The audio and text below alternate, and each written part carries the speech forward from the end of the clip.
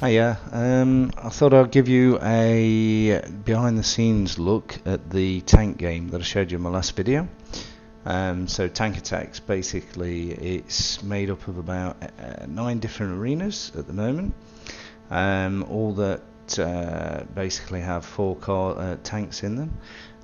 It's all linked together by these microchip things, so this is the logic and how that happens using if, and, or, and not, and that sort of stuff, and a load of triggers, zones, counters, timers, all sorts, just to do some clever sort of logic. So on this there's like a counter, and basically the counter goes up and that triggers what level is activated. So the first counter's on, does nothing, second counter takes you to level 1, third counter takes you to level 2, and so on and so forth. And then as that happens, there'll be other triggers that turn everything off in that previous level. Anyway, it gets quite complex, but it's quite intuitive once you start getting into it. I mean, as you can see, there's a lot of options here and a lot of things that are opening up, and it's a bit overwhelming at first, and it is to me, which is why I made this video, so I can just remind myself as to what I've done.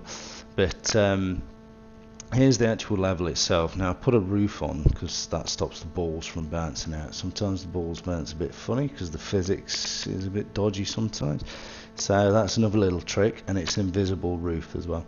What I'm showing you here is the health modifier. So when you get hit by a bullet, that triggers your health to drop. You've got things that are quite easy to use, like the motion sensor and the controller sensor, so you can put that on any object and then start controlling it. But for things like bullets, you've got to use emitters. So here I'm showing you the long shot, which is a bullet that's triggered from picking up a power up. Normal shots is the normal bullet that comes out, but when you pick up a power up, long shots comes out. And then there's things like I've put shields on and stuff like that as the power ups, and these all get triggered randomly by the power up pickup. This that I'm showing you here is the 45-degree rotator.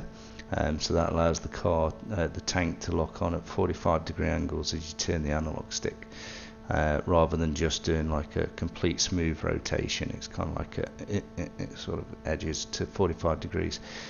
So these are the pickups just there, and they randomly get triggered by that to emit at different points in the arena, at random intervals. And then there's a randomizer on the actual tank itself that will randomly select the pickup, and or the power up, sorry, that you've picked up. And like I say, this is shield, invisibility, long shot, speed up. So the speed up is it'll turn off the existing speed, and then it will trigger this new speed that I just showed you just there. So you've got, and that will stay active for 10 seconds. And then it turns off. And then with this is the shield, so that triggers a light to show that you got the shield on. And then it changes tags on your tank, so the labels here. So that just determines what's allowed to collide with you and what you're allowed to collide with. So it just turns some of those on, some of them off, and that means that other vehicles can't collide with you and their bullets can't collide with you. So that's how the shield works. So it's just little cheeky tips and tricks like that. So this is the how much energy you've got. So as you can see here, there's a score, and that goes down, and when it gets to 0 it triggers a dead symbol, and that's all based on that health modifier. And then when everybody's dead, this winner comes on, and it triggers a level on, which will then set the counter for the next level, and so on and so forth. And then at the end you've got a final score one, which then triggers the camera to come on for this arena called the final score arena, and that's what it does.